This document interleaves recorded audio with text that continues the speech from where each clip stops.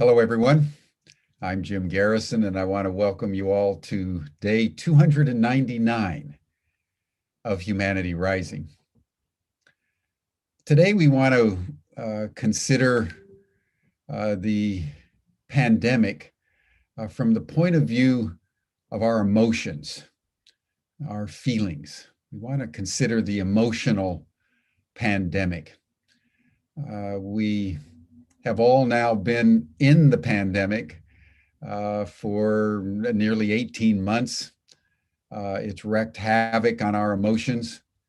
We're also taking in here on Humanity Rising that during this last year, we've basically hit 2 degrees centigrade in rise of global temperatures, and we've passed 400 parts per million in terms of CO2 in the atmosphere. And we're now in the turning point. We are now facing escalating, increasingly lethal turbulence coming out of the ecosystem. And we need to begin preparing, according to scientists, for an extinction event. Imagine a trauma to the world system that was 10, maybe 100 times more severe than the pandemic. And you begin to get a measure of what is in store for humanity due to the fact that we've essentially done nothing anywhere to stop runaway climate change. And we've now, according to scientists, reached that point where we're no longer on the precipice. We're going over the precipice.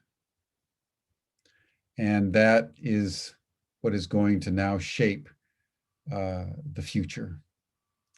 So as we take this information in, as we calibrate for rising lethal turbulence in a world where already on an annual basis, they estimate about 5 million people are dying from climate change-related causes. We need to take very, very seriously how we ballast our emotions, how we develop our emotional, and I would say psycho-spiritual emotional intelligence, because we have to have the interior capacity deeply honed for what's now coming. And we are no longer in a quick little pandemic. We're in a pandemic that may stay with us for years. So just imagine a pandemic staying with us indefinitely into the future and increasing climate weather turbulence on top of that, and what that mix will do to shake the foundations of human infrastructure, but also call upon us individually and collectively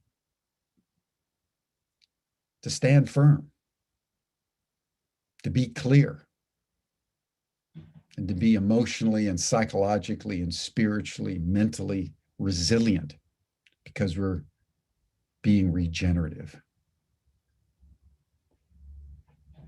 Let us begin, as we always do, by just taking a moment, centering yourself in your body, closing your eyes, and for the next minute or two, just center yourself on your heart. Listen to your heartbeat. Maybe the most important thing any of us can do to hone our emotional intelligence, our emotional depth, is just simply spending time every day, multiple times a day, listening to our heartbeat in a spirit of deep gratitude and thanksgiving that we're alive at this most extraordinary moment in the human journey.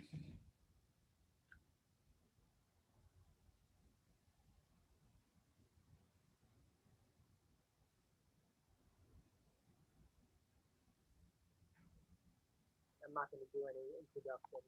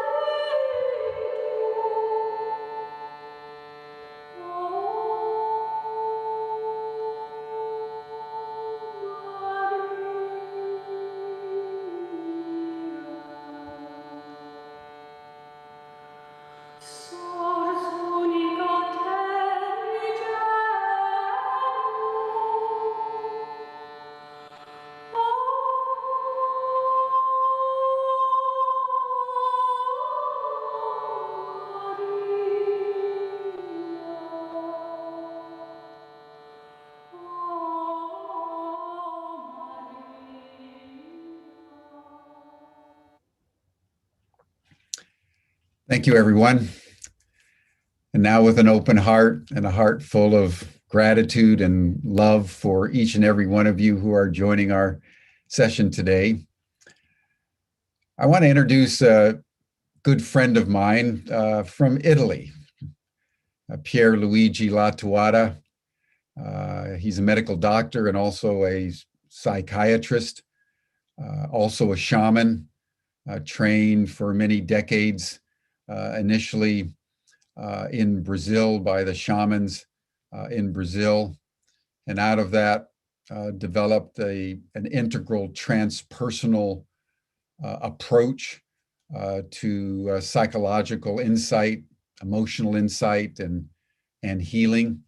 And for many years now has been at the head of the Integral Transpersonal Institute in Milan, and has been teaching around the world in various capacities, including developing a integral transpersonal studies program at Ubiquity University. He has been reflecting recently on what he's calling the emotional pandemic, and has been willing to share some time today while he's on holiday to help us understand more deeply the whole nature of the emotional pandemic. So Pierre Luigi, welcome to Humanity Rising. And Pierre Luigi will give us a presentation with a PowerPoint. And then after he's done, he and I will engage in dialogue. And of course, I'll be tracking any of the comments that any of you want to make in the chat, so we can bring your comments and questions into the discussion. Pierre Luigi, welcome. Thanks, my friend. Thanks, James. Thanks to all of you that take your time to listen to me. Yes, I am in a wonderful place, enjoying nature and sun and holiday. This is fantastic. And that's fantastic. This is, first, I want remind you that we don't finish our practice to be in the art. We don't just do a practice and then we forget.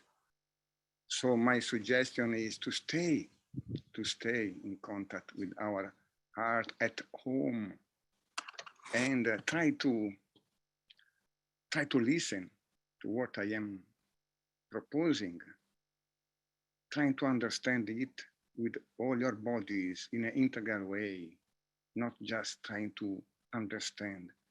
Because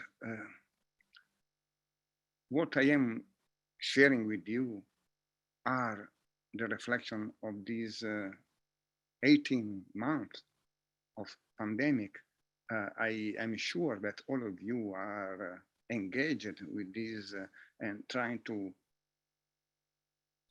find her or his own way to manage it. I was looking to the behavior of the person. I was looking to my behavior.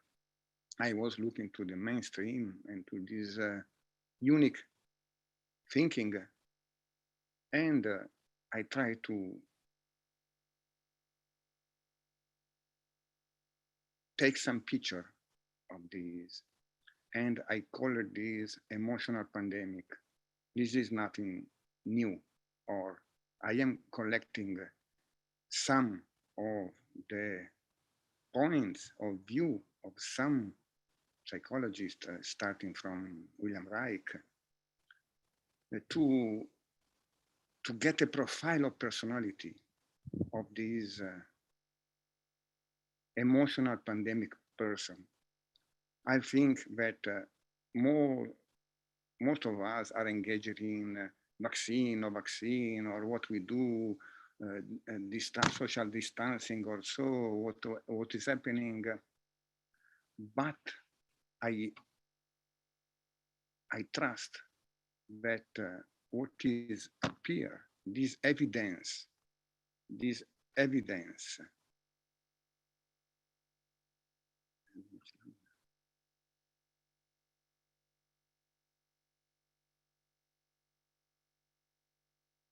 I don't see any music. Sorry, I was looking for the message.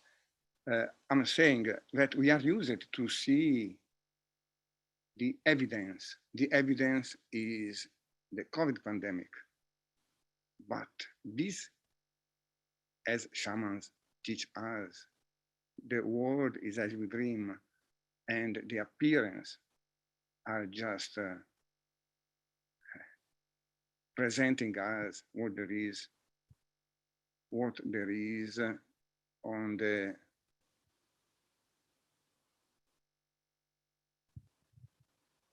you need the best sound.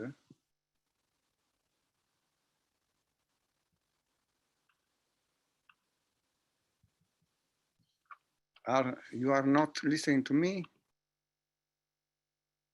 We can hear you, Pierre. We can see and hear you perfectly. You okay, look great. Because I see people asking. Okay, so I say that this pandemic is only a sort of challenge for us to see who actually we are. Oh, Pierre, they're asking you to speak up a little bit. That's what it is. Okay. A little bit louder. Okay. So I say that this pandemic is a challenge to see how we behave, how we are, is a sort of check how and where our society is. So now I enter with the PowerPoint in what I call it the profile of personality of this emotional pandemic person. And you will see how much you identify with this or how much you are able to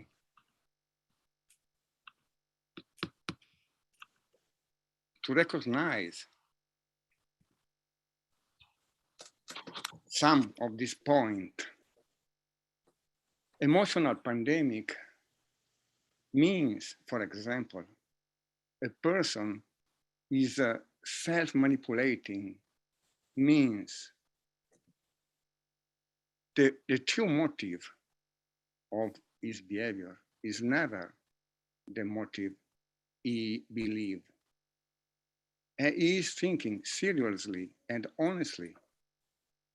He presumes that the motive is the motive he is seeing, but is not. But is not. He is manipulating herself or himself. Also, emotional dependence. Emotional dependence means the person is driven by the others, by the family, by the castle, by the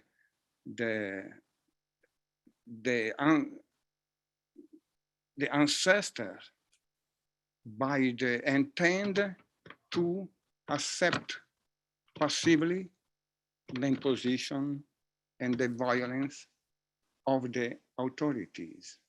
And sometimes also unconsciously want to be manipulated. The important is that the person that manipulates assure him or her that will solve her problem, his problem.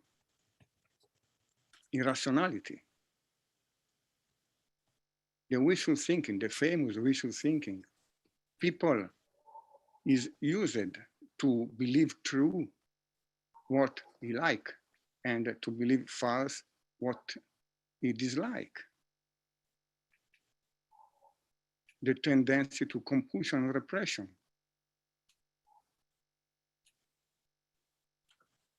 Pierre, are you showing slides? Because we're not seeing any. Oh, sorry. Here it is. Sorry. Also, the person that is identified with his emotion or emotion is driven by the past. And there is a compulsion to repeat. And the past trauma are influencing her and his life.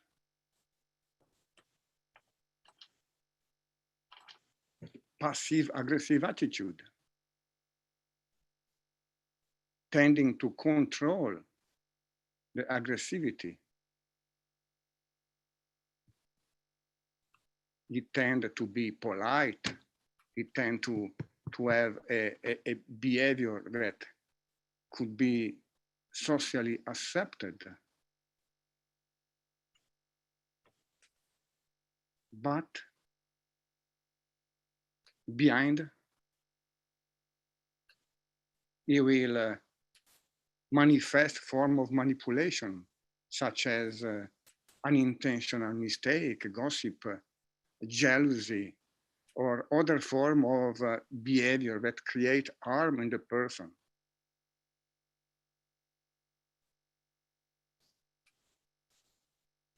And sometimes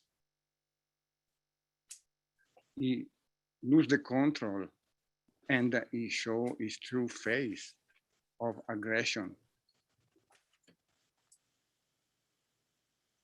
This is one of the basics of rhetoric of war, fighting against something.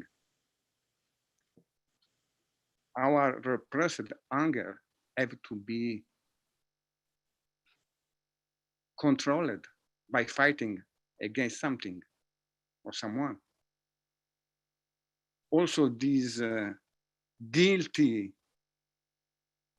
responsibility fallacy, the confusion between guilt and responsibility. People neglecting his true nature, repressing or his emotion, identifying with their beliefs, tend to be guilty as a result, but he is not actually aware of this guilt and tend to find relief in sacrifice, in renunciation of pleasure, in shifting the responsibility for their condition onto others, and mistake responsibility with guilty. don't take responsibility of his and her quality, for example, skills. He is afraid to be successful in life. Instead of feeling the freedom of be able to respond, he feel the weight of the duty of responsibility.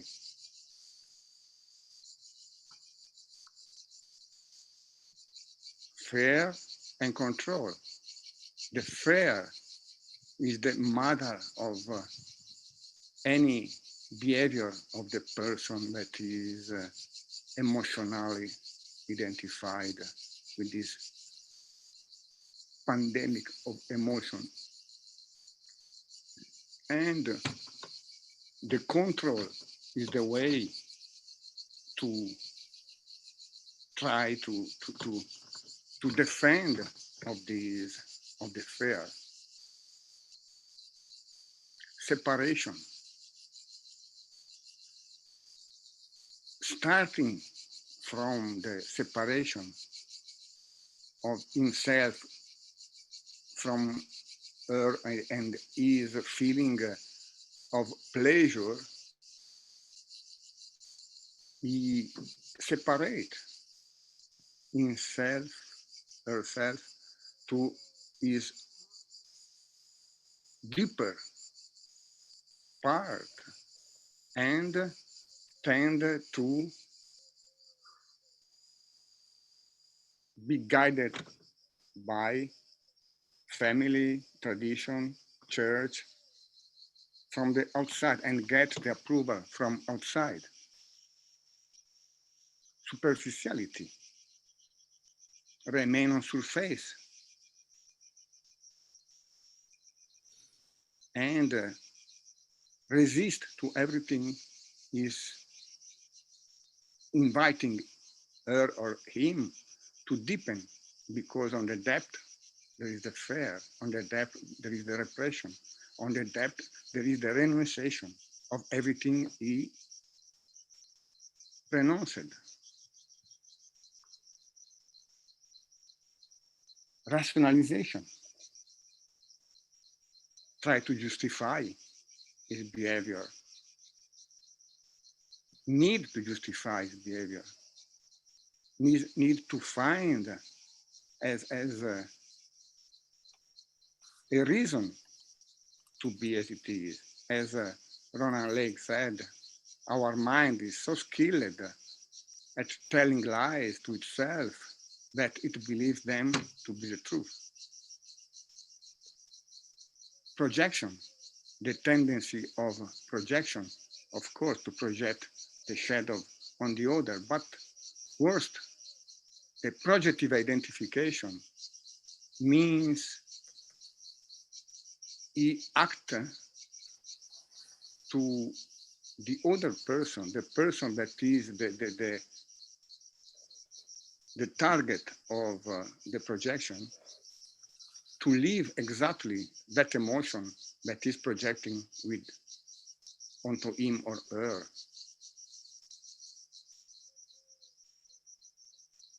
Familiarity with the emergency, the condition of stress, of chronic stress, is familiar. So, of course, he or her will try to find any situation to leave discomfort or emergency, even though, of course, he is trying to looking for pleasure, but actually he don't want. And of course, sense of fatigue and exhaustion, no energy to do anything, and sense of insecurity. This search for security. Also, another aspect of this intolerance. Of course, if we are tolerant with others that are, for example, living a life of pleasure and expressing themselves, we have to see what we are doing, and we have to put in discussion our established beliefs. Fear of death, everything. The fear of death is everything. It's behind any behavior. And of course, we forget that letting go, stay at home, not doing, giving up, staying silent, and in contact with the emptiness is something that remember her or him the death. And finally, the reduction of the comfort zone more and more. He will try to express a strength, a false strength to hide the vulnerability. Always trying to defend of something.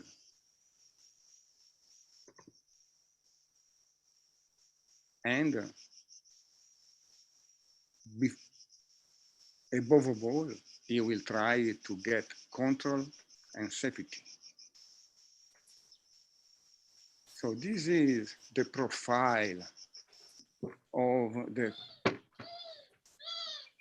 I try to collect. And now we can ask to ourselves, but how this could happen? Even though we have a great spiritual tradition, even though we have a fantastic knowledge coming from the science or religion, how this could happen? Of course, the trauma.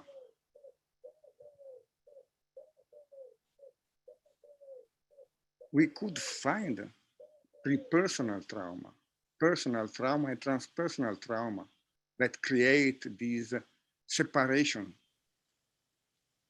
and create this duality where the shadow stay in the deepness and the surface is the normal personality, the beliefs, or what we want to know of ourselves. And there are transcultural trauma. How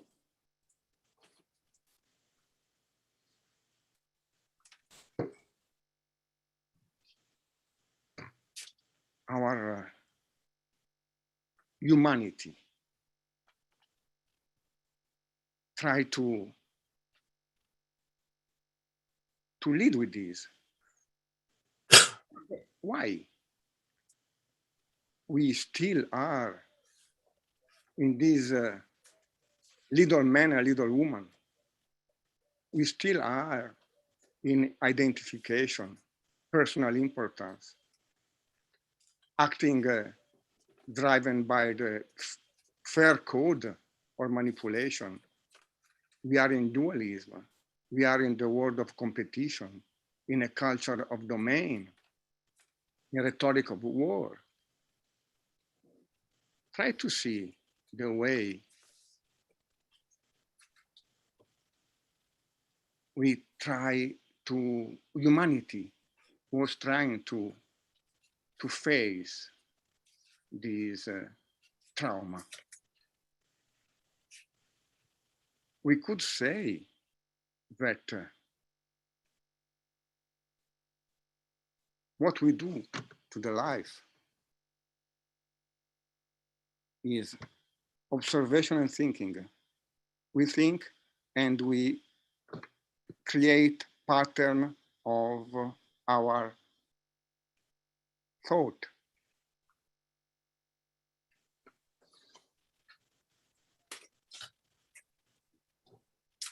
What does it mean?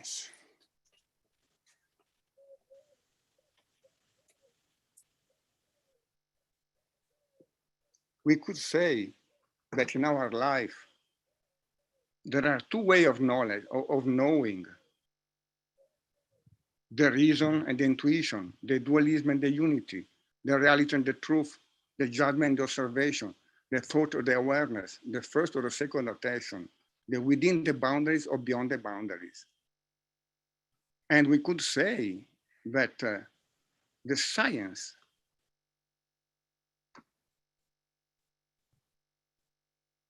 when we go for the side of knowledge, when we go to try to understand the boundaries, to what happens within the boundaries, we work with science and religion. What we do? Feeling, acting, and knowing. What we did in the history, starting with the nomination. Abraham, starting with give the name or think, try to give order to the boundaries. Aristotle, classification, starting organizing, think in categories.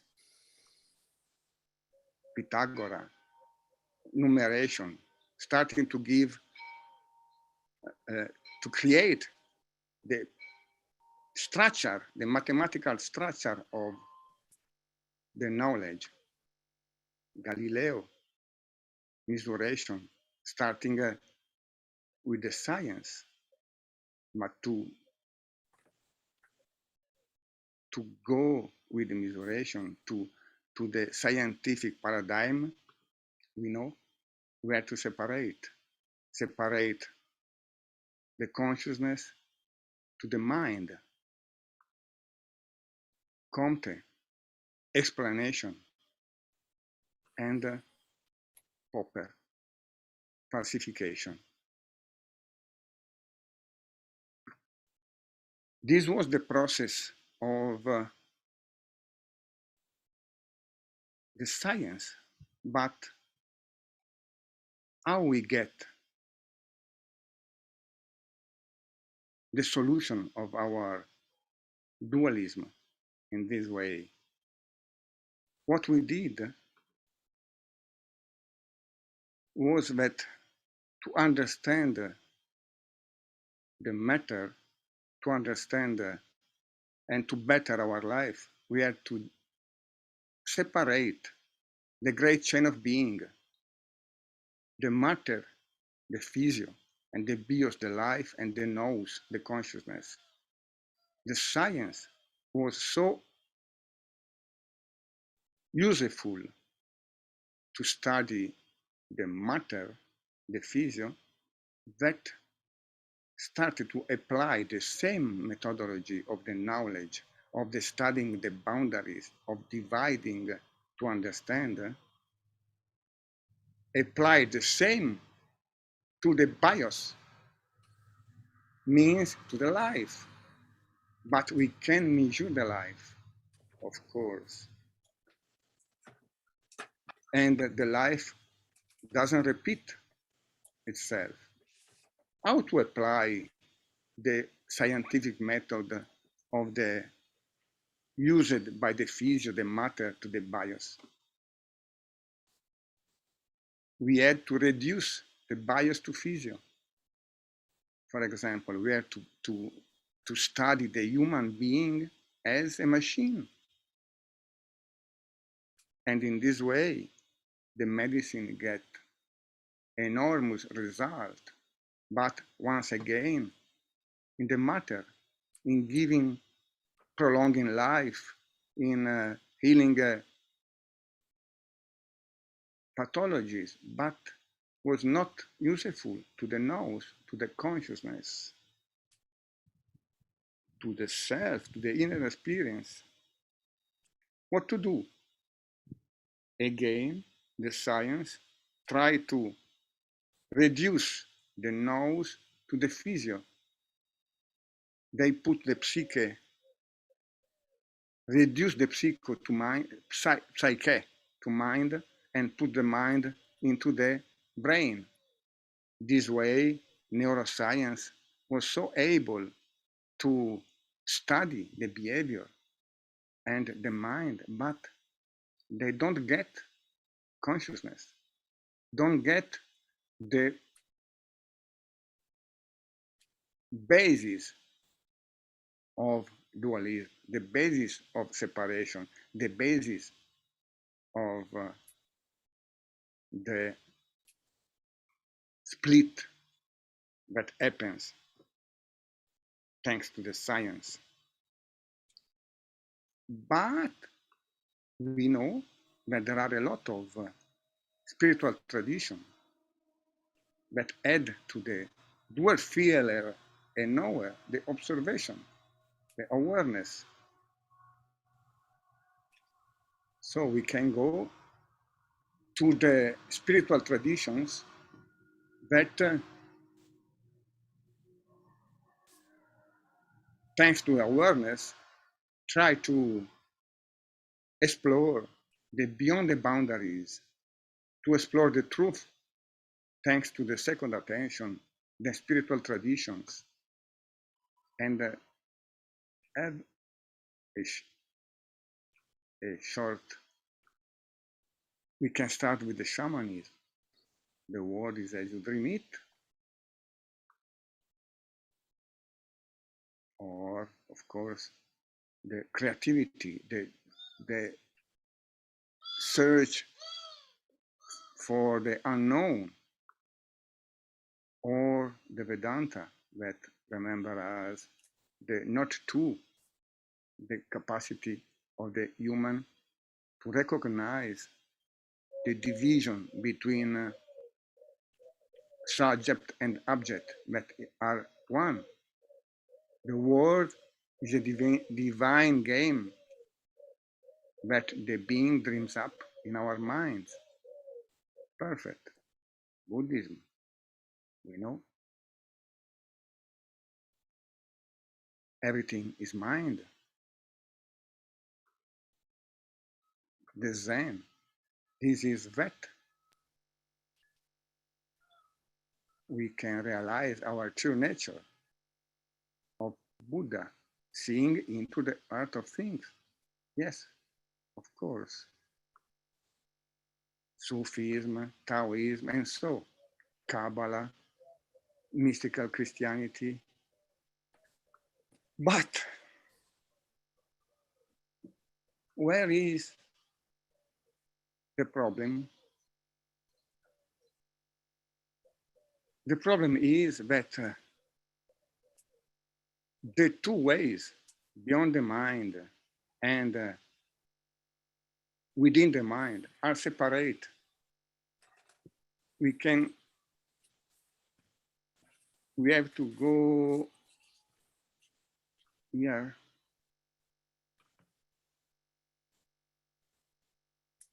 Or we practice meditation, for example, spiritual traditions, or we go into the dual mind. But we can separate state of consciousness. We go now here. We can separate state of consciousness with stages of thinking.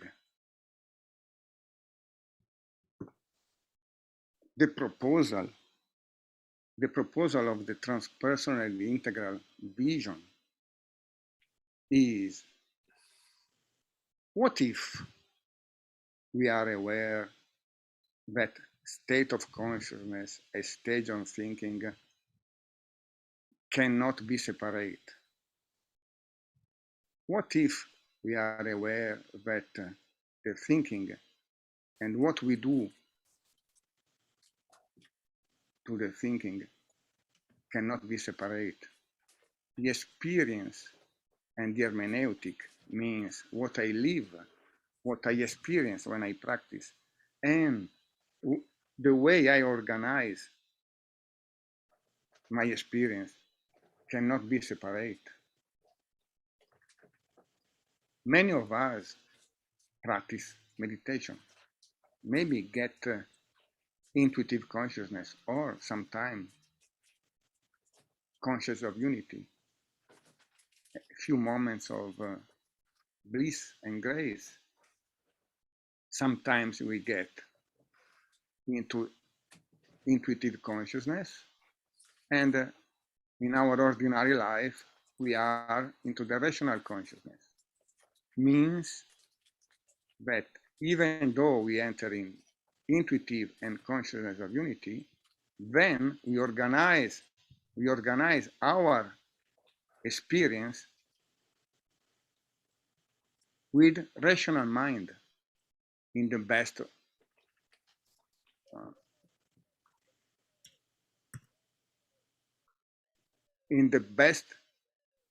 option. We use the rational mind to organize our experience. But if we use our rational mind to organize our experience of consciousness of unity, we reduce our experience into rational. Again, we again separate. We should be aware in any moment that we are at home, that we are in the heart, but also be aware of which kind of thinking, which kind of stage of thinking we are using. And now I go to the proposal to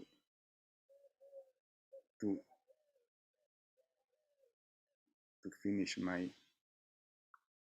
We could say that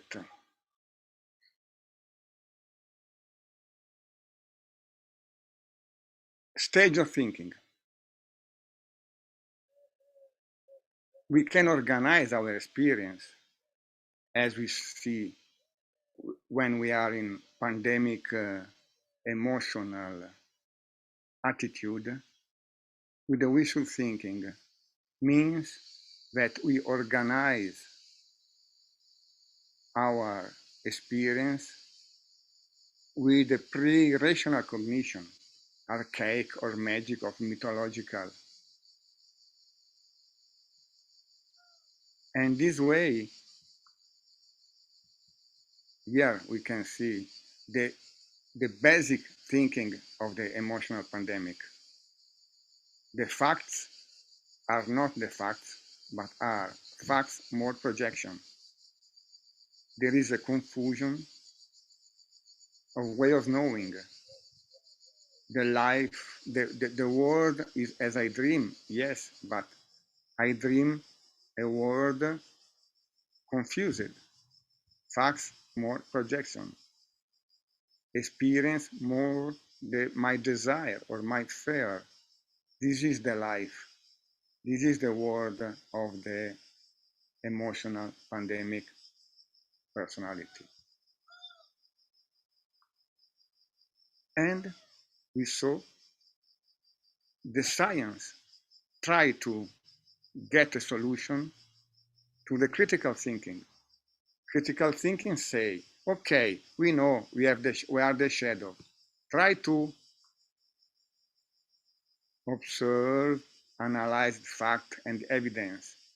Try to be aware of, try to think on our thinking, to be aware of the bias.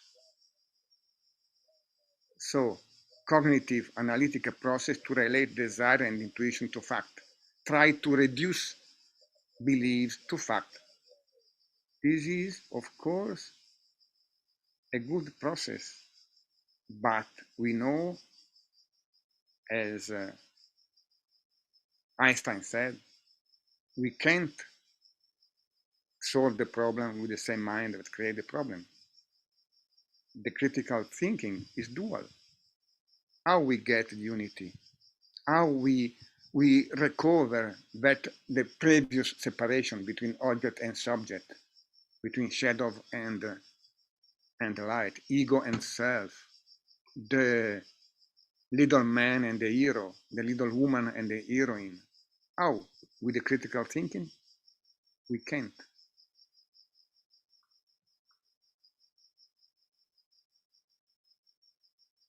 Critical thinking try to put together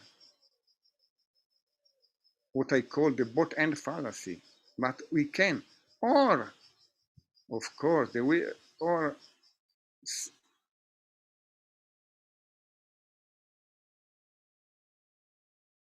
either or fallacy, one or the other, or both end fallacy, but in any way, we are always in the dual. We can get the unity. Okay, go to integral, to intuitive and lateral thinking, for example. This is a good way to get, thanks to the intuition, the creativity, we can get a higher level of consciousness. And this is perfect. From these, we can look at the shadow sometimes and see something, but the shadow stay the shadow.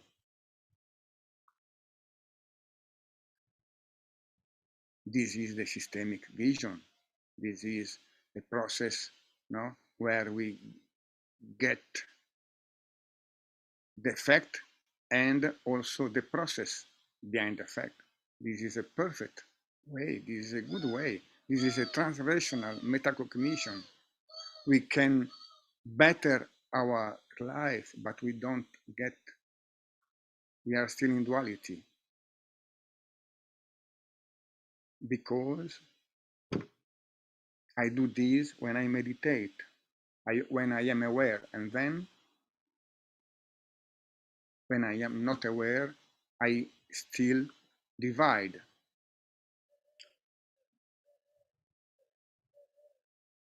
Now we go to the end, to the solution. The proposal is the transcognition, the square and the circle. We have not to put together the square of the dual mind and the circle of the unitive mind, the square of the appearance and the circle of the essence, the square of the ego and the essence of the self. We should get that there is always one. Yes, of course, but how to do this?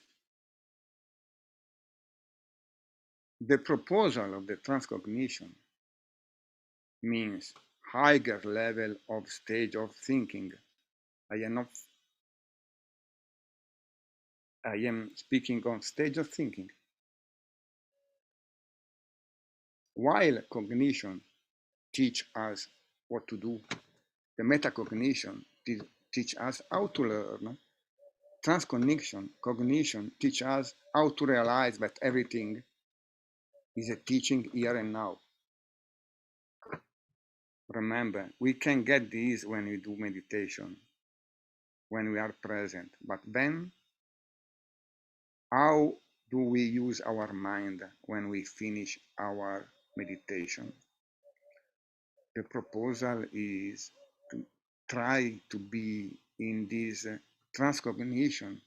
Means transcognition put together what I call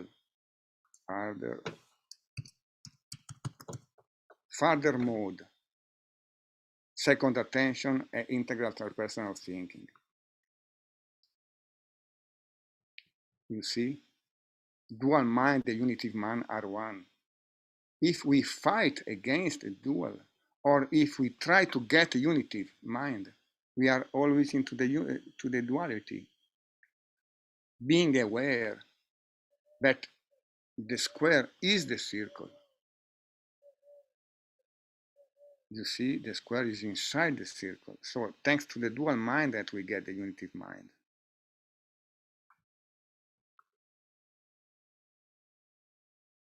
So the second attention say, be aware that there is not what appear, there is also something behind.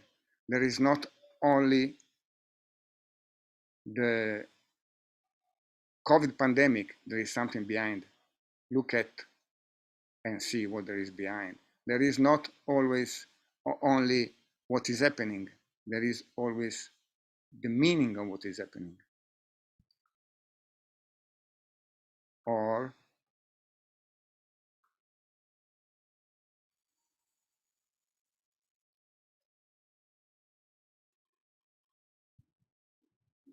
the further mode say, stage and backstage is one. You can expand your consciousness and your stage of thinking to get the stage and the backstage in the same time.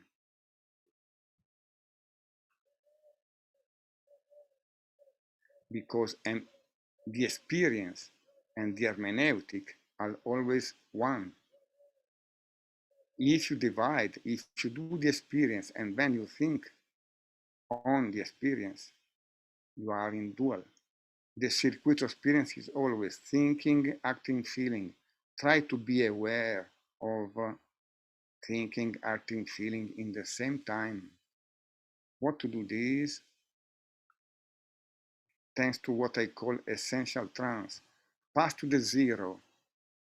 Disappear any moment to your thought, to your beliefs, to your feeling, to what is happening. Disappear, disappear, disappear. Zero. Essential trance means zero. When you feel, act, feeling, acting and thinking, feeling, acting and thinking, and zero. Zero, feeling, acting and thinking. Zero, feeling, acting and thinking. This way, you can make the two one in any moment. All tradition explain to us, make the two one, make the two one. But in many time, often we lose the opportunity to make the two one because we, even though we are presence, we forget the way of thinking, how get the unity in any moment.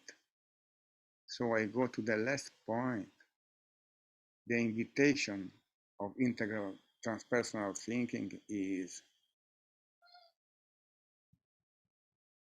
look at what I call clinical explicit evidence. Look at what is happening outside, what is coming from outside. Look at what is coming from inside. Expand your consciousness and get the field.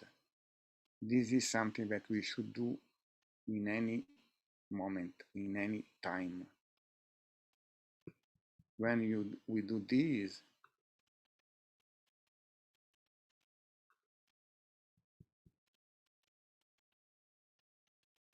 we are in an integral experience where me, the world, the state of consciousness as the field is one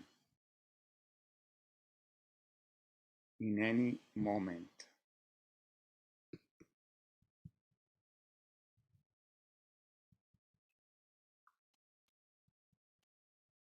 After this long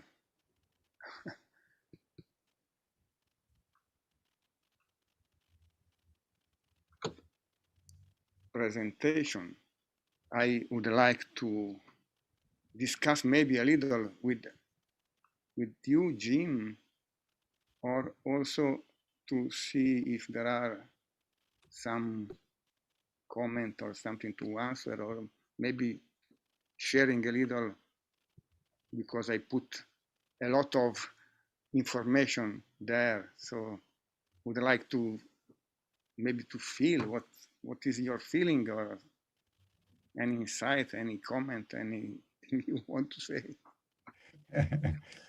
My feeling is I'd love to be where you are and enjoying the great outdoors. While you were speaking, we could hear, I guess it was the ducks or the geese in the background. It was a beautiful feeling, Pierre Luigi, to have you in such a relaxed modality, speaking of such deep domains of the human experience. So thank you for that.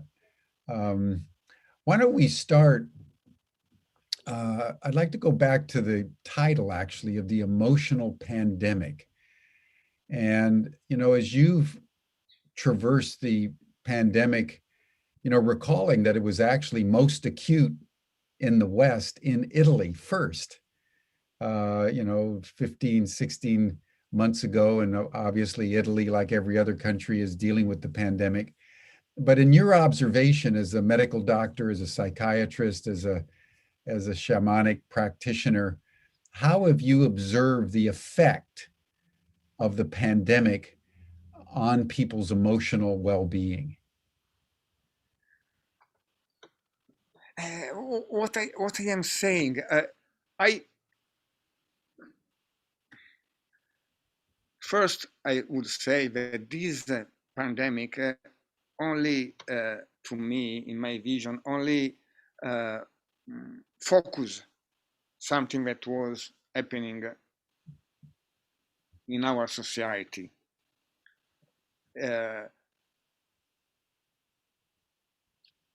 If it is true that I did all these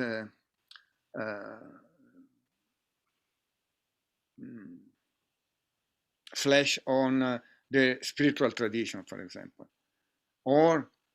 but if it is true that the death is life, if it is true that there is no separation between object and subject, if it is true that the world is as you dream it, and so, why nobody, nowhere, in any mass media speak about this, and only emergency, the problem, the virus, the fighting, only rhetoric of war and code of fair. This is what I saw, everything, everywhere. And I wonder, and the explanation I did is because we shift into the rational mind, trying to find a solution in a stage of thinking, in an old stage of thinking.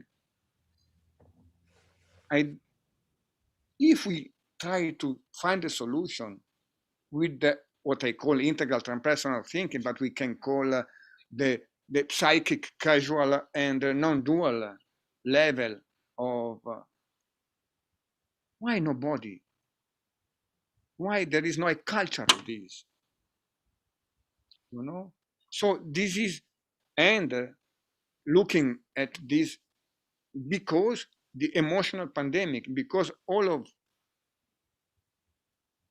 the person, or most of the people, was pushed down into this pandemic, emotional pandemic.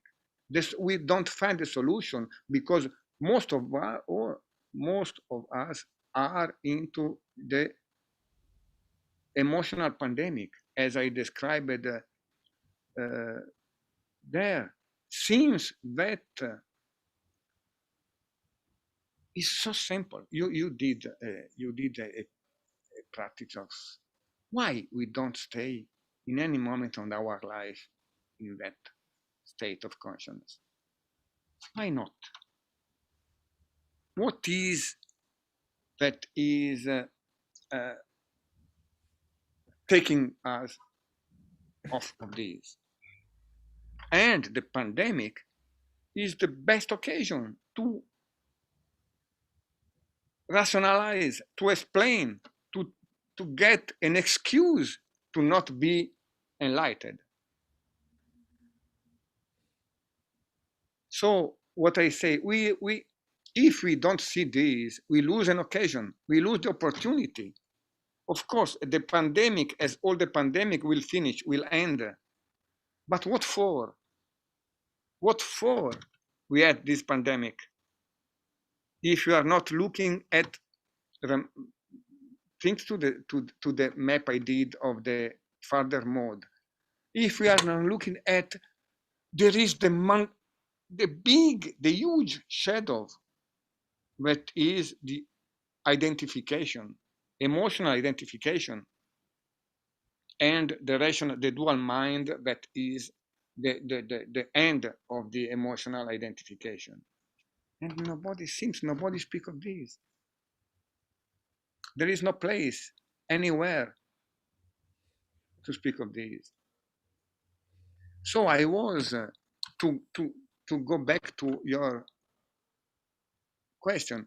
I was impressed that even shamans, even people with that do ayahuasca ritual, even they enter in this fighting against the COVID. But are we sure that the solution is fight against? Use the rhetoric of the war. Where is the compassion? Where is the acceptance? Where is the intention? Where is the ambush of Don Juan? Where is the opportunity? Who is speaking about this? Emotional pandemic is taking everything, all the people. Because emotional pandemic, because it's spread out everywhere. What I tried to explain, when I speak of this, I never am sure that I get understood. As of course Wilber said, not only state of consciousness, but stage of thinking. We are facing this pandemic with the dual mind. And if it is normal for the mass media, for the politician, but for humanity rising people, we should face this pandemic with higher level of thinking. Not only okay, we meditate and then we go to get the vaccine. There is something incoherent. Even though there is no problem, we can take vaccine or not, but the attitude that brings you to take or not. If you are in higher stages of thinking, coherent with high state of consciousness, we would face this COVID pandemic in different way, because we see the bigger pandemic, the emotional pandemic. Well, I think you're making a very profound observation, Pierre Luigi, and I think it's so many layers that it'd be worth just reflecting for a moment, because you're absolutely right. The pandemic has in many ways been an orchestration by governments and the pharmaceutical industry and major international institutions to develop a herd mentality amongst the populations, organized around lockdowns and social distancing and mask wearing, and now everybody's getting the vaccine. It's been captured by not only dual thinking, but I think an authoritarianism that now pervades our societies that has been taking the world in the opposite direction to where we needed to end up. I mean, if you think about it for a moment, everyone, think of Charles Eisenstein's essay on the coronation, and a recognition, you know, in the very earliest stages of the pandemic, that this was an extraordinary opportunity to really listen to nature, to reimagine humanity's role in the larger ecosystem, to embrace a regenerative frame of reference and way of being in the world, with donut economics and various other things, so that we could come out of the pandemic more humble, I would say, more in tune with the larger field, to use Pierre Luigi's terminology. But none of that has happened. And it's a great tragedy that I think is unfolding as we continue to traverse the pandemic, and is probably one of the reasons why the pandemic is still with us, that we haven't learned that deeper psycho-spiritual, emotional framing that Pierre Luigi is laying out for us today. And we thus perpetuate the predicament, indeed deepen the predicament, in ways that we will mightily regret. You know, someone in the chat was just talking, Lynn Sylvia O'Connor was talking about a pandemic PTSD, you know, that we've been just shocked. All of us have been shocked. And we've all been traumatized over and over and over. And just when we think the pandemic is going to lighten up, another variant hits us. And you look at the Tokyo Olympics, we've got the 2020 Olympics in 2021, and there are no spectators. You go to France, and they're now insisting on vaccine passports to get into a store or any restaurant. You go to various countries, and severe weather events are ripping us asunder, and the pandemic continues to accelerate. So we're in a post-traumatic stress disorder inside the event. And that's worth also thinking about. I would love your comment as a doctor and psychiatrist. Normally you go kind of to war, you have an experience, and the PTSD happens afterwards. We're experiencing the PTSD inside the trauma now, because the trauma just keeps going and going and going. And there is zero communication from government or industry or our medical professionals to suggest that there's another way. This is incredible, but this is possible to go back to. This is possible because this emotional pandemic that allow this. You spoke about big pharma and so. To me, this also even is not a problem.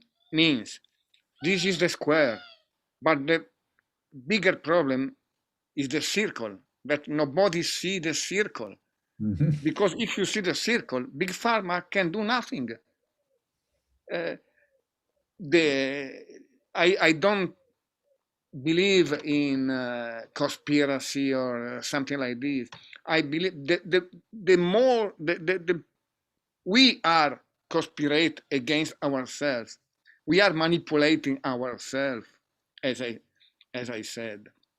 And if big pharma or any other manipulate us, is only because we are first manipulate ourselves. We are delegating our power of being present and think in an integral way.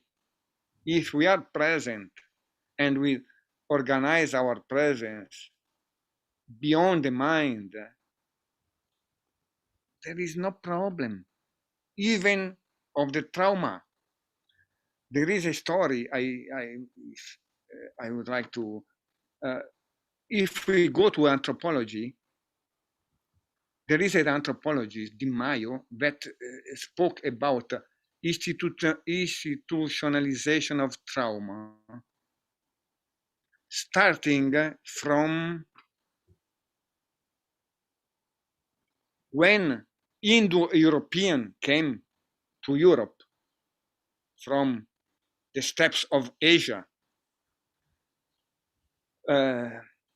Imagine, as Ryan Eisler or Maria Gimbutas spoke about the ancient Europe that was matriarchal and devoted to the Great Mother, to the goddess, and from the steppes of Asia, the nomads that was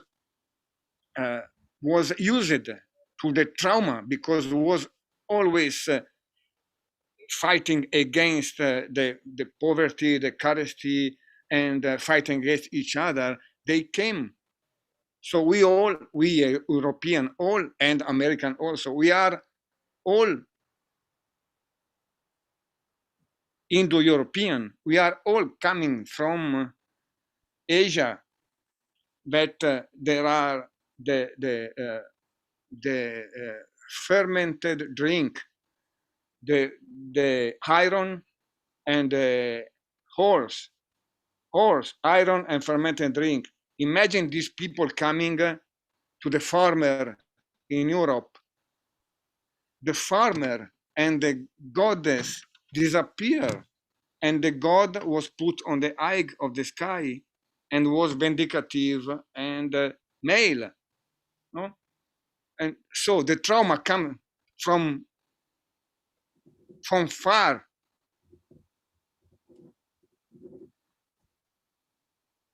And to go back, that doesn't mean go back and stay back, but go back and recover, retake the contact with the Mother Earth, with the goddess,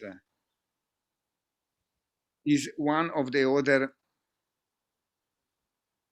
very important point we should, but nobody say this.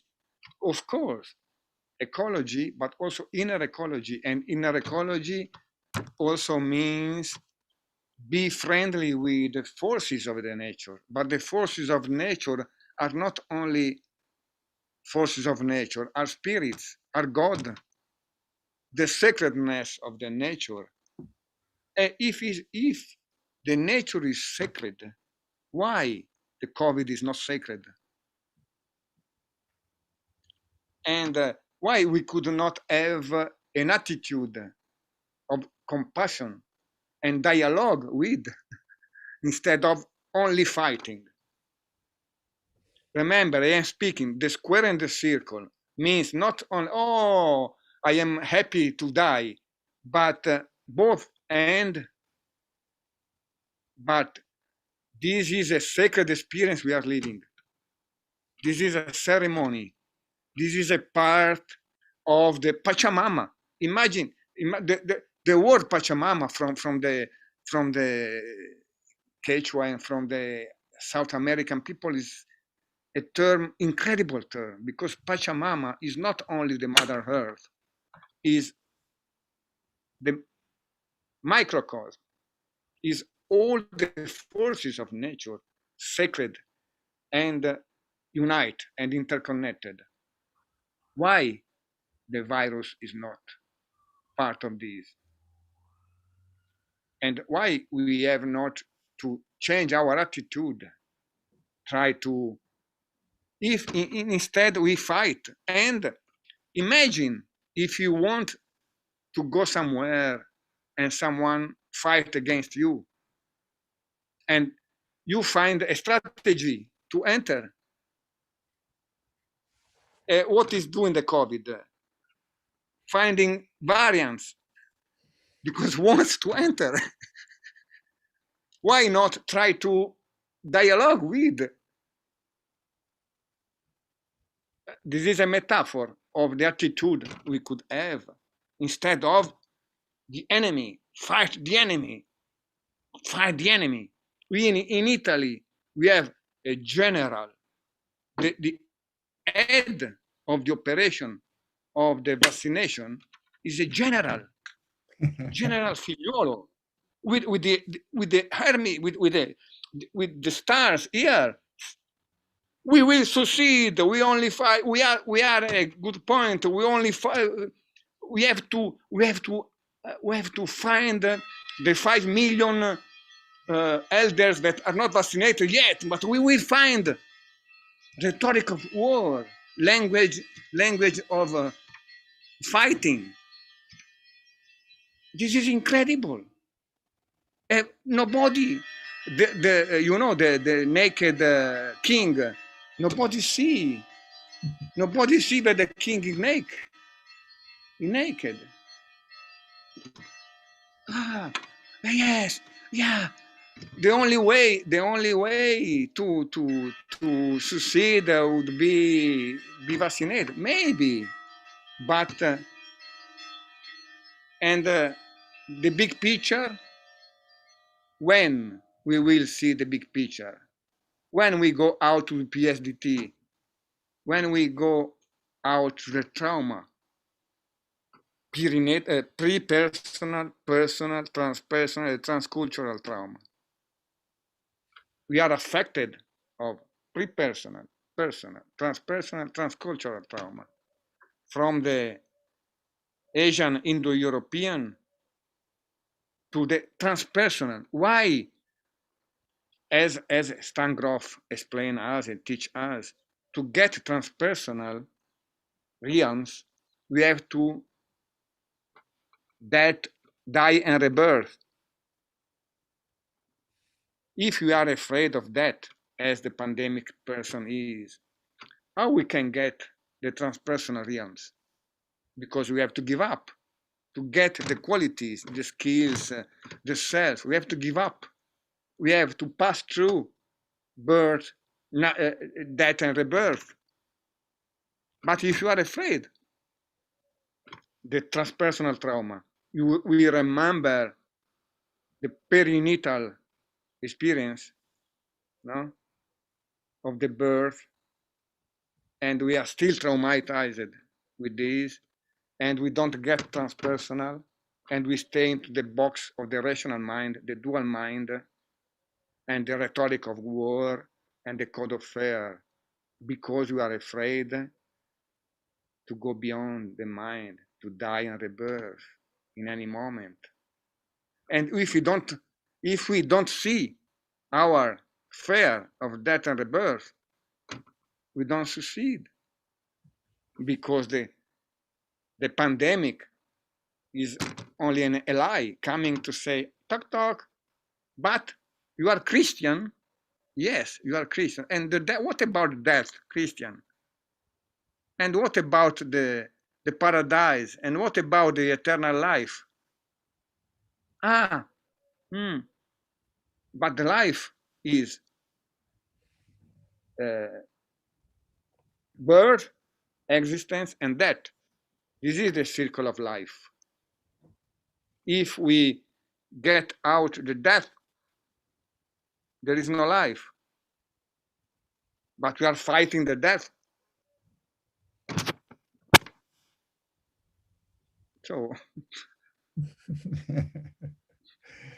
So, Pierre Luigi, as we were running to the end of our session, why don't we close by you just offering us one piece of advice, one kernel of wisdom, so that we can access the larger field. What would you say to the people listening to this session today, given everything that you've said about the challenges and the layers and the complexities? What's one note yes, you would like to leave us with? Yes, I don't want to give a practice, because if we do the practice, then we forget the practice. I take this. I take this one. Let me see. This is the advice I would like to let. No.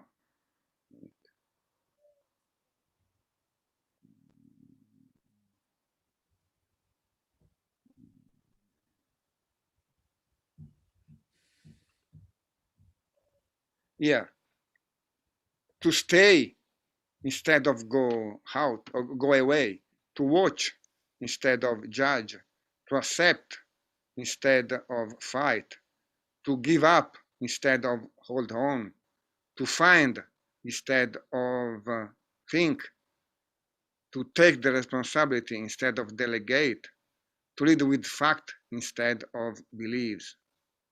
These are eight, what I call eight pillars of transformation.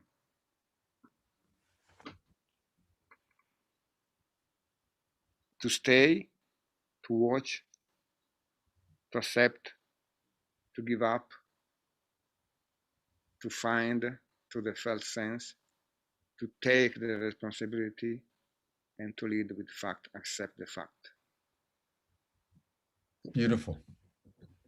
Thank you. Sage advice, everyone, for a very complicated world in which we're all suffering from post-traumatic stress disorder as we continue to reverberate our way through the pandemic. Dr. Lattuada has given us a deep insight and good wisdom that we can use to strengthen ourselves by developing the ability to see whatever it is that we're going through within this larger field, this larger context, which is inherently transpersonal. So thank you very much. And enjoy the rest of your holiday, Pierre Luigi. It's good to see you. Love to your lovely wife, Mela, from me. Tomorrow, everyone, will deepen our conversation about what Pierre Luigi has raised today in terms of the emotional pandemic. We're going to look at the science and the art of interconnectedness. You know, if you take that square of duality and you put it in the larger circle, how do we access that in a way that's both scientifically explainable, but has to do with the high art form of our spirituality? So we're going to be having a dialogue convened by Peter Mary, our Chief Innovation Officer at Ubiquity, bringing together three experts who studied very deeply the domain of interconnection. That's our session tomorrow, same time, same station. Now we welcome all of you who want to join our after session chat. You'll see the link in our chat box. And that begins immediately on a different Zoom line after the close of this session. But thank you, Pierre Luigi. Always love having you with us. And goodbye now to everyone. We'll see you again here tomorrow on Humanity. Thank you to you and to all of us. Bye. Bye-bye.